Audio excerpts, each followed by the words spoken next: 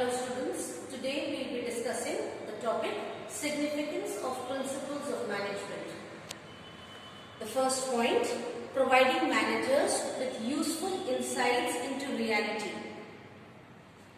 The first point of importance of principles of management is that whenever a manager follows the principles, then it will add to the ability of the managers. Now, how will it add to the ability of the managers? Because the manager is following whatever decisions or whatever research has been already done by the previous researchers. He is just putting those principles into real practice, and therefore he gains benefit of the work that is done by previous researchers. Second, managers will learn from their past mistakes. Whenever a manager does a work for the first time, he will commit an error. Now that error, once he rectifies that particular error, the next time a particular situation happens or a similar situation happens, he already has knowledge of that past mistake, and therefore he will be able to move on from there.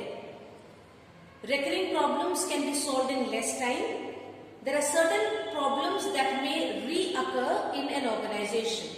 Now, when the solution to that particular problem has been effectively solved once, the same solution can be applied any other time when this particular problem reoccurs. An example of this would be delegating routine jobs to subordinates. A manager, when he delegates his routine work, a routine job that a manager is supposed to do, when he delegates or when he gives that routine job to subordinates, he thereby increases the morale or he motivates the subordinate to take decisions, and that is providing a manager useful insight into reality, that even a subordinate, when he is given extra work but is happy if the work is related to decision making. So delegating routine work to subordinates. Second is optimum utilization of resources and effective administration. When we talk of resources, there are two types of resources, men and material, that is human resource and material resource. And both these resources are available in limited amount to organizations. So all organizations therefore try to have minimum input and maximum output at the least cost. Or we can say they try to get efficient. They try to be having more efficiency in using those resources. The managers also do not follow the trial and error method in doing work. Rather, they use the cause and effect, the relationship that we studied in the features of principles of management. So the trial and error method is not used, but the cause and effect is used so that is the importance of principles of management. For example, whenever resources are allotted, the MD is responsible for allotting different resources to different departments. So when the MD or the managing director allots resources, there must be no bias or prejudice against any particular department, but he should give according to the need of that particular department. The third is scientific decision.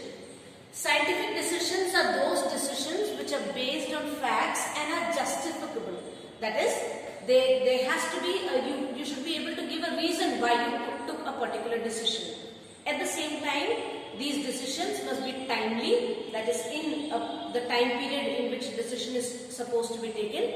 They must be realistic. It must be something that is achievable, and they must be subject to measurement and evaluation. That means anytime any individual wants to measure or evaluate those decisions, he must be able to evaluate them. Also, it states that these decisions must be logical and they must not be having any blind faith. That means the decisions must be based on logic, not on the personal belief of the evaluator. Similarly, managers need to have objective assessment of the situation.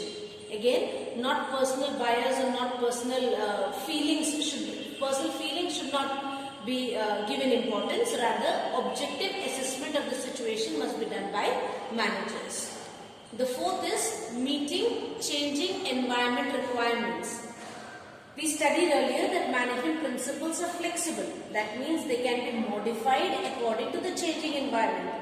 We know the business environment is constantly changing, and in a constantly changing business environment, we need to have principles which can also be adapted.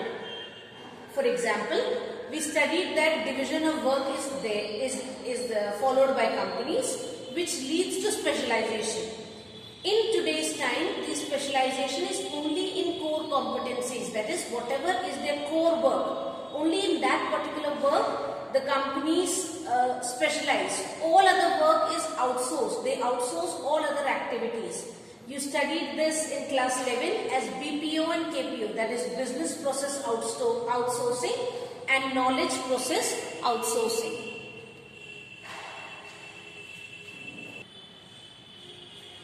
The fifth point, fulfilling social responsibility. Now we studied social responsibility in class 11. Social responsibility means when the business, because it's a part of the society, gives something back to the society. So because nowadays people are more aware, it is forcing businesses to fulfill their social responsibilities. Earlier, businesses used to work only for making profit. Now only making profit is not the sole aim of businesses. They also fulfill their social responsibilities. For example, when we talk of equity in wages, when we talk of equity, we earlier thought equity means equality must be there only in wages.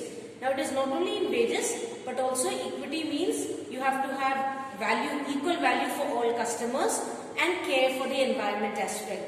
It is as a part of social responsibilities that certain organizations or certain companies have developed townships. A township is an area where an entire town is created away from the town. For something that is closer to us, Mathura Refinery Township has been developed by the IOC, that is the Indian Oil Corporation. It is developed as a part of fulfilling of the social responsibilities of Indian Oil Corporation. The last point in significance, management, training, education and research. The principles of management are the basis of management training, education and research. There are various professional courses like BBA and MBA. They teach these principles in their curriculum. Also, as the teaching learning process takes place, evolution of new techniques have been made or have been done. This evolution, for example, earlier we used to believe that a lot of stock had to be maintained. Now, the companies follow just-in-time inventory. Just-in-time inventory means no excess stock would be maintained or kept by the company.